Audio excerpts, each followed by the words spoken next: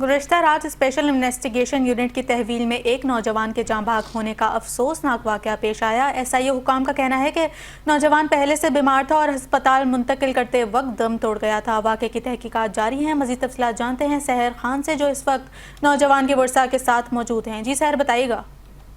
जी बिल्कुल, इस वक्त मैं जिना अस्पताल की मॉर्चरी के बाहर मौजूद हूँ। गुज़िश्ता रात इरफान नामी नौजवान की हलाकत का वाक़या पेश आया था। नौजवान जो है वो स्पेशल इन्वेस्टिगेशन यूनिट की तहवील में था और SIO के मुताबिक जो है नौजवान जो पहले से बीमारी में मुब्तला था और जब उसकी हालत ख़राब हुई तो उसे हॉस्पिटल लेकर जा रहे थे कि वो रास्ते में ही दम तोड़ गया। इसी हवाले से उसके वर्सा भी हमारे साथ मौजूद हैं, उनसे बात करते हैं। जी बताइएगा कि ये वाक़या किस तरह से पेश आया और आप हुकूमत सिंध से क्या मुतालबा करते हैं? इंसाफ दिया जाए हमें। उन लोगों को मारा है, हमारे को भी मारा है इन लोगों ने, हमारा बंदा मार दिया इन लोगों ने मार के। हमें इंसाफ चाहिए। कहाँ से आए आप?